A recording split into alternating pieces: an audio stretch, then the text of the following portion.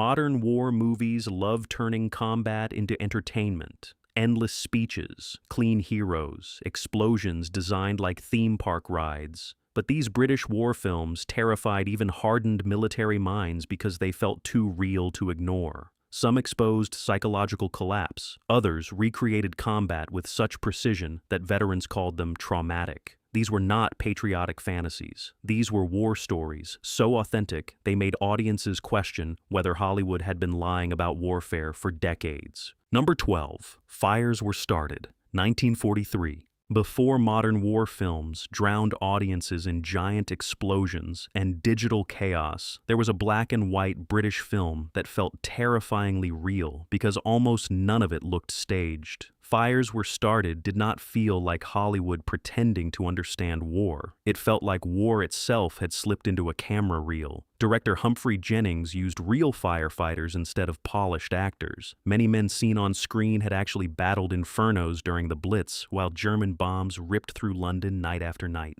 That decision changed everything. Smoke moved differently. Fear looked genuine. Exhaustion sat on every face like wet concrete. American military observers later admired the picture because it captured something most war films ignored completely: procedure. The men do not scream heroic speeches. They work. They drag hoses through collapsing streets. They climb shattered buildings while flames swallow entire neighborhoods. Every movement feels painfully authentic. Even the silence becomes heavy. One sequence involving a burning warehouse still feels disturbingly modern. There is no dramatic soundtrack guiding emotions, no glamorous movie star poses, only heat, panic, darkness, and men trying not to die while the city collapses around them. That grounded realism shocked audiences in the 1940s because Britain was still living through the trauma. The war had not become history yet. It was still smoke in the lungs. Many American war productions later copied this documentary-like approach, but Fires Were Started reached that level first. Some military historians even describe it as one of the most accurate civilian wartime films ever created, not because it glorified combat, because it understood survival. Every frame feels earned through exhaustion and sacrifice. That authenticity still punches harder than most expensive modern war epics. Number 11. The Dam Busters, 1955. Most war movies celebrate victory. The Dam Busters obsesses over preparation. That is exactly why military experts still respect it decades later. The film reconstructs the real RAF mission against Nazi Germany's Ruhr dams with almost frightening precision. Pilots study altitude. Engineers calculate water bounce physics. Crews rehearse endlessly because one tiny mistake means instant death. American officers who later watched the film reportedly admired how seriously it treated operational detail instead of turning war into fantasy adventure. The tension begins long before the bombers even leave the runway. Scientists argue over mathematics, while exhausted pilots struggle to master impossible low-altitude flying. Unlike flashy action films where heroes magically succeed, this movie constantly reminds viewers that failure is more likely than survival. Men crash during training. Aircraft nearly skim the water. Every mission briefing feels cold and clinical. That atmosphere makes the eventual raid feel earned rather than cinematic. The aerial photography became legendary for a reason. Even modern viewers can feel the danger as Lancaster bombers roar across black water at terrifyingly low height. Searchlights slice through the night sky. Anti-aircraft fire explodes around the planes. One wrong movement could tear metal apart instantly. There is no superhero energy here, only discipline, fear, and duty. What impressed military audiences most was the film's understanding of command responsibility. Wing Commander Guy Gibson is not portrayed as an untouchable icon. He looks burdened by the reality that many of his men may never return. That emotional restraint gives the movie unusual maturity. It respects sacrifice without romanticizing it. Decades later, The Dam Busters still influences war filmmakers around the world. Even sequences in Star Wars borrowed heavily from its structure and mission design. Yet beneath that legacy remains something more important. One of the most authentic depictions of military planning and aerial warfare Britain ever produced. Number 10. The Bridge on the River Kwai, 1957. War does not always destroy men with bullets. Sometimes it destroys them through pride. That uncomfortable truth sits at the heart of The Bridge on the River Kwai, which remains one of the most psychologically ruthless British war films ever made.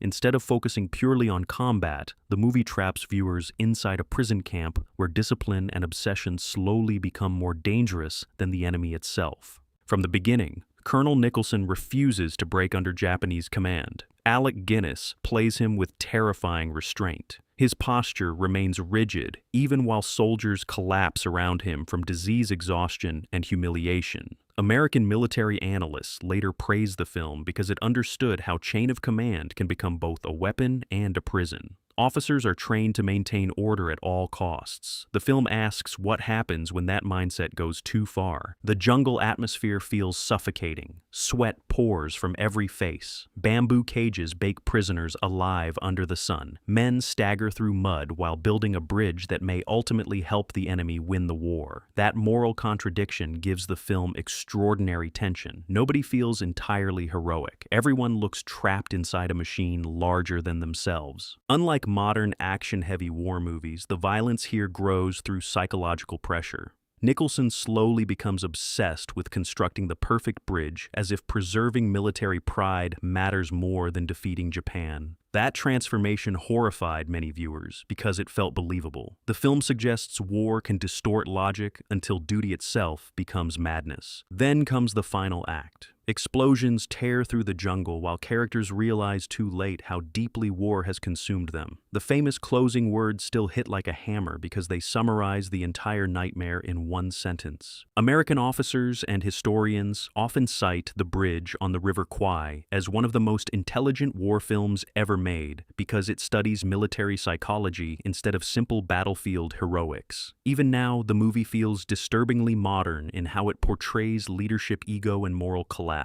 Number 9. The Guns of Navarone, 1961. Some war films make combat look exciting. The Guns of Navarone makes it look exhausting. From its opening moments, the movie throws viewers into a brutal covert mission where failure could doom thousands of Allied soldiers. The objective sounds simple: destroy 2 giant Nazi cannons hidden on a mountain fortress. Reaching them becomes a nightmare of storms, betrayal, injuries, and impossible choices. What separated this film from ordinary adventure cinema was its military realism beneath the spectacle. American commanders and veterans admired the movie because the commando operation actually feels structured like a real wartime sabotage mission. Every character serves a purpose. Every argument matters. Strategies constantly change under pressure. Nobody behaves like an invincible action hero. Gregory Peck leads the team with cold determination rather than flashy charisma. Anthony Quinn brings dangerous unpredictability to every scene. Their group barely trusts each other, which creates tension stronger than the explosions. Snowstorms hammer the men, while German patrols close in from every direction. The exhaustion feels genuine. Boots scrape across cliffs. Wet uniforms cling to frozen skin. Survival becomes more important than glory. One reason military audiences respected the film was its understanding of operational pressure. Missions do not unfold smoothly. Radios fail, plans collapse, injuries slow movement, decisions must be made instantly with incomplete information. The movie captures that uncertainty better than many modern productions loaded with expensive visual effects. The fortress itself becomes almost mythical by the final act. Massive guns stare across the ocean like iron monsters waiting to erase entire fleets. When the infiltration finally begins, the suspense tightens with terrifying precision. Every footstep could expose the mission. Unlike patriotic propaganda pieces, The Guns of Navarone treats war as dirty, difficult, and emotionally draining. That realism helped the movie earn enormous respect across military circles, including in America, where many officers admired its tactical authenticity. Beneath the thrilling adventure sits a surprisingly grounded portrait of men carrying impossible responsibility into hostile territory. Number 8. The Hill, 1965. Most war films show soldiers fighting the enemy. The Hill shows soldiers fighting their own military system. That alone made the movie deeply unsettling when it arrived in the 1960s. Instead of battlefields and patriotic speeches, director Sidney Lumet traps viewers inside a brutal British military prison camp hidden under the scorching North African sun. The result feels less like entertainment and more like punishment. Sean Connery delivers one of the harshest performances of his career. Gone is the cool confidence audiences expected after Dr. No. Here, he looks exhausted, angry, and psychologically cornered. Prisoners are forced to repeatedly climb a giant mound of burning sand, known simply as the Hill. Men collapse from dehydration, while guards scream abuse directly into their faces. The routine becomes ritualized torture disguised as discipline. American military observers later discussed the film because it captured something rarely shown honestly on screen: institutional cruelty inside military structures. Officers in the movie are obsessed with obedience even when it destroys morale and human dignity. Punishment matters more than justice. Procedure matters more than survival. That realism made the story feel dangerous because it challenged romantic ideas about wartime leadership. Lumet shoots the camp like a furnace. Sweat pours endlessly. Sand sticks to skin. Faces crack under pressure. Every frame feels suffocated by heat and authority. Unlike glamorous war epics, this film strips military life down to humiliation, fear, and psychological breakdown. There are no victorious charges into battle, only men slowly losing themselves under endless punishment. One confrontation near the ending becomes almost unbearable because nobody truly wins. The system keeps grinding forward regardless of who suffers. That hopelessness gave The Hill enormous power among critics, historians, and veterans who recognized how accurately it portrayed abuse hidden behind uniforms and regulations. Even decades later, the film remains shockingly modern. It exposes how military organizations can sometimes become their own battlefield. That honesty is exactly why many viewers, including American officers, found the movie impossible to ignore. Number 7. It Happened Here, 1964. Imagine waking up and seeing Nazi banners hanging across Britain. That nightmare drives every second of It Happened Here, which may be one of the most disturbingly realistic alternate history war films ever produced. Instead of presenting World War II as triumphant memory, the movie imagines a terrifying scenario where Germany successfully occupied England after a failed British resistance. What makes the film unforgettable is how ordinary everything feels. Streets remain quiet, shops still operate, civilians continue daily routines, yet fear hangs over every conversation. That subtle realism unnerved audiences because the occupation never feels exaggerated. It feels possible, almost documentary-like. Many scenes were shot with hidden cameras among real crowds, making the atmosphere feel frighteningly authentic. American military historians later praised the film's understanding of occupation psychology. War is not portrayed through giant battles or explosive heroics. It spreads slowly through compromise, collaboration, and fear. Citizens adapt to authoritarian control because survival becomes more important than resistance. That moral collapse gives the movie its terrifying power. The central character begins as a nurse, trying to avoid politics altogether, but neutrality becomes impossible as fascist control tightens around the country. Executions disappear into shadows. Resistance fighters vanish overnight. Propaganda seeps into everyday life. The movie understands that occupation does not always arrive with constant gunfire. Sometimes it arrives through exhaustion and acceptance. The filmmaking style feels raw, almost accidental. Grainy black and white photography makes scenes resemble recovered wartime footage rather than scripted drama. Conversations often sound awkward and natural, which somehow increases the realism. Nothing feels polished, nothing feels safe. One reason the film gained respect among military circles was its brutal honesty about civilian vulnerability during occupation. There are no perfect heroes here, only frightened people making impossible decisions under pressure. That psychological realism hit harder than traditional battlefield action. Even today, It Happened Here feels chilling because it refuses comforting fantasy. It suggests that nations can lose freedom quietly while ordinary people convince themselves everything is still normal. Number 6. Hope and Glory, 1987. Most war films show history through generals, politicians, and soldiers. Hope and Glory does something far more unsettling. It shows war through the eyes of a child who slowly begins treating destruction like normal life. That perspective gave the film unusual authenticity because civilians experienced World War II very differently from the heroic versions often celebrated in cinema. Director John Boorman based much of the story on his own memories growing up during the Blitz. That personal connection bleeds into every frame. Bombs fall across London while children wander through wreckage with curiosity instead of fear. Schools explode. Streets vanish overnight. Families eat dinner while air raid sirens scream outside the windows. The tone shifts constantly between wonder comedy and quiet horror, which makes the realism feel deeply human. American military viewers respected the film because it captured the civilian psychology of wartime Britain better than many serious combat dramas. Nobody here talks like propaganda posters. Parents hide panic behind forced smiles. Adults try maintaining routines while entire neighborhoods collapse around them. Survival becomes strangely ordinary. One unforgettable sequence shows children cheering after their school is destroyed by bombs because it means temporary freedom from classes. That moment feels funny for only a second before the deeper tragedy settles in. War has distorted childhood itself. Innocence survives but changes shape under constant danger. Unlike glossy historical epics, Hope and Glory avoids romantic speeches and battlefield spectacle. The damage feels intimate. Broken windows, burned homes, silent dinners after another bombing raid. Boorman understands that war often lingers in memory through tiny details rather than giant victories. The film also impressed historians because it recreated wartime London with remarkable authenticity. Rubble-covered streets, crowded shelters, rationing, and blackout conditions all feel painfully lived in. Nothing appears artificial. By the ending, viewers realize something uncomfortable. The children adapted to chaos faster than the adults did. That psychological truth gives the movie lasting power.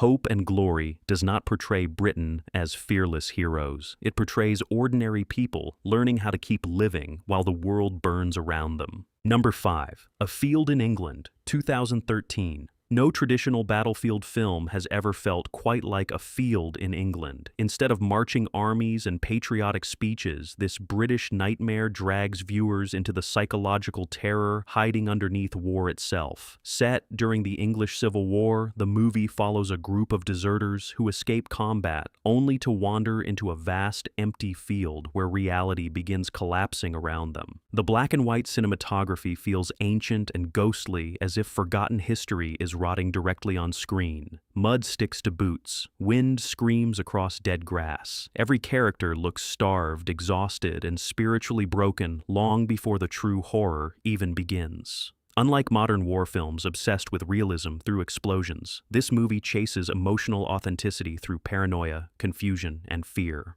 Military analysts and historians admired the film because it captures something many war stories ignore completely: psychological fragmentation. Men trapped in violent conflict do not always behave rationally. Isolation, hunger, trauma, and superstition slowly poison their minds. That breakdown becomes the true battlefield here. The arrival of the mysterious alchemist O'Neill transforms the story into something deeply disturbing. He manipulates the group through intimidation drugs and psychological control while searching for hidden treasure beneath the field. Scenes unfold like fever dreams. Characters hallucinate. Time feels unstable. Yet beneath the surreal imagery remains a brutally honest portrait of men destroyed by endless violence. What makes the movie so effective is its refusal to comfort the audience. There are no inspiring speeches about honor, no clean distinction between heroes and villains. War has stripped everyone down to desperation and madness. Even the landscape itself feels hostile, as if England is swallowing its own people whole. American viewers expecting a conventional historical epic were often stunned by how raw and uncompromising the experience became. Yet many critics later argued that the film captured the mental disorientation of warfare more honestly than countless expensive combat movies. A Field in England proves authenticity is not always about historical uniforms or tactical precision. Sometimes authenticity comes from showing what war does to the human mind once civilization begins falling apart. Number 4, The Imitation Game, 2014. War movies usually celebrate the men holding rifles. The Imitation Game focuses on the men holding secrets. That difference gave the film unusual power because it exposed an invisible battlefield most audiences barely understood. While bombs destroyed cities across Europe, another war unfolded behind locked doors inside Bletchley Park, where mathematicians, linguists, and codebreakers fought desperately to crack Nazi communication systems before millions died. Benedict Cumberbatch plays Alan Turing with icy precision. He is brilliant, socially isolated, and constantly treated like an outsider by the very institution depending on his mind for survival. Unlike heroic generals in traditional war cinema, Turing fights through intellect obsession and unbearable pressure.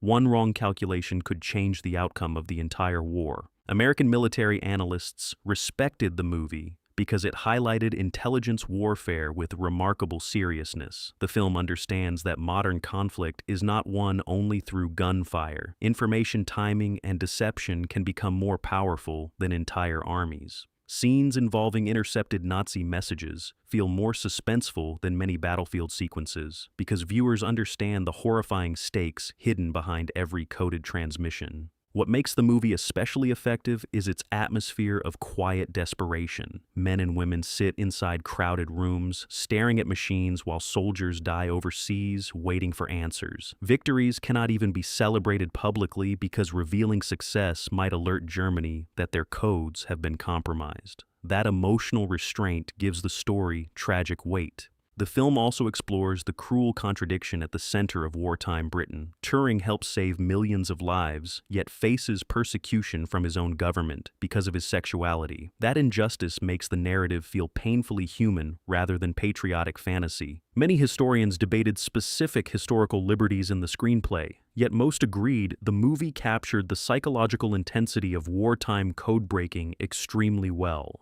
Endless pressure, secrecy, exhaustion, and paranoia saturate every scene. By the final moments, the Imitation Game transforms from a historical drama into something more haunting. It becomes a reminder that some of the most important soldiers in history never stepped onto a battlefield at all. Number 3. Darkest Hour, 2017. Most World War II films begin once leaders already know what to do. Darkest Hour begins when nobody has answers. Britain stands on the edge of collapse. Nazi forces sweep across Europe. Politicians panic behind closed doors. Military disaster grows closer every hour. Into that chaos steps Winston Churchill, portrayed by Gary Oldman in one of the most commanding performances ever seen in a modern war film. What shocked many viewers, including military historians, was how vulnerable Churchill appears throughout the movie. He is not presented as a flawless legend carved from stone. He looks exhausted, isolated, and trapped beneath impossible responsibility. Cabinet members doubt him openly. Rival politicians pressure him toward negotiation with Hitler. Every decision feels capable of destroying Britain forever. American officers and analysts later praised the film because it captures command pressure with extraordinary realism. War leadership here feels less like inspiration and more like psychological survival. Churchill spends much of the movie wrestling with uncertainty, fear, and political betrayal while trying to hold an entire nation together through words alone. The atmosphere inside government rooms feels suffocating. Cigarette smoke hangs in the air while maps cover every wall like funeral notices. Telephones ring constantly, delivering worse news each hour. Soldiers are stranded at Dunkirk. France collapses. Britain prepares for possible invasion. Unlike flashy battlefield movies, the tension here comes from strategy, politics, and timing. One reason the film resonated so strongly was its understanding that speeches alone do not create courage. Churchill's famous addresses matter because the movie first shows how fragile Britain had become before hearing them. Hope sounds powerful only after despair feels real. Oldman's performance transforms slowly from frustrated politician into wartime symbol, yet the movie never lets viewers forget the human cost underneath the legend. Fear remains visible behind every speech. Darkest Hour reminded audiences that wars are not won only by armies. Sometimes they are won by exhausted leaders trying desperately not to collapse before everyone else does. Number 2. Dunkirk, 2017. Christopher Nolan did something with Dunkirk that many war directors are too afraid to attempt. He stripped away almost everything audiences normally expect. There are barely any speeches. Characters explain almost nothing. Emotional backstories are nearly non-existent. What remains is pure survival. That decision transformed the film into one of the most immersive combat experiences modern cinema has ever produced. From the opening seconds, viewers are thrown directly into chaos. Young British soldiers sprint through empty streets while gunfire cracks behind them without warning. No dramatic introduction prepares the audience. Panic arrives instantly. That realism impressed military experts because actual combat rarely gives people time to emotionally prepare themselves. The movie unfolds across land, sea, and air, simultaneously creating relentless tension. Soldiers trapped on the beach stare helplessly toward the horizon while enemy aircraft circle overhead like predators. Royal Navy crews rescue survivors from sinking ships only to face torpedo attacks moments later. RAF pilots fight above the English Channel with fuel gauges falling toward zero. Every storyline feels connected by exhaustion, fear, and desperate timing. American military analysts praise the film's operational realism, especially its portrayal of confusion during evacuation scenarios. Men do not fully understand what is happening around them. Orders change rapidly. Rumors spread. Survival often depends on luck as much as strategy. Nolan captures that uncertainty with brutal honesty. One sequence involving a sinking destroyer becomes almost unbearable because the camera traps viewers inside the flooding vessel, alongside terrified soldiers clawing for escape. Water crashes through narrow corridors while screams echo in darkness. The scene feels less like entertainment and more like witnessing disaster firsthand. What truly separates Dunkirk from ordinary war epics is its understanding of silence.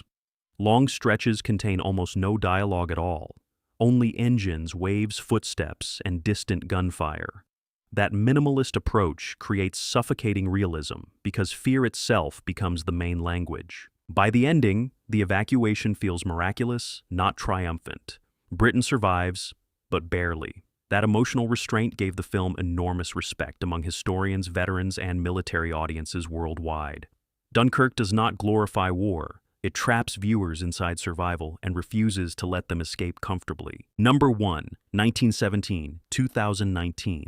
Few war movies have ever made audiences feel physically trapped inside combat the way 1917 did. Sam Mendes constructed the film to appear as one continuous journey through World War I, trenches, battlefields, forests, and ruined villages. The result was not simply impressive filmmaking. It became a relentless descent into terror that many veterans and military historians described as disturbingly authentic. The story sounds deceptively simple.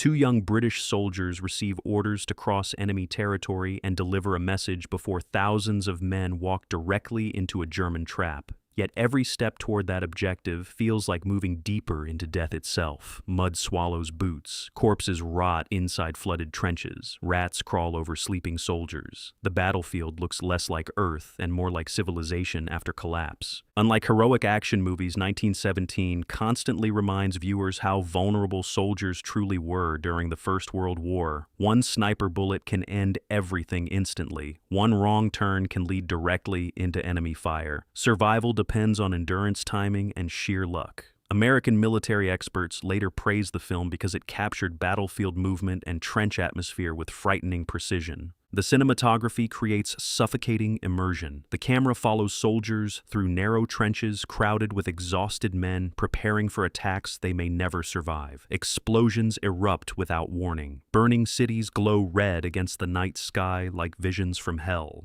Every environment feels alive with danger. One nighttime sequence inside a destroyed French town became instantly legendary. Shadows move through ruined streets while flares drift overhead, creating ghost-like flashes of light. The scene feels dreamlike and horrifying at the same time. Few war films have ever visualized fear so effectively. What gives 1917 lasting power is its emotional honesty. The movie understands that many soldiers were not fearless heroes. They were frightened young men carrying impossible responsibility while surrounded by industrial-scale death. By the final moments, exhaustion almost reaches the audience physically. That achievement explains why so many military historians, veterans, and critics consider 1917 one of the most authentic war experiences ever placed on screen. It does not simply depict war, it forces viewers to endure it. War never leaves the men who survive it. That is why these films still feel dangerous years later.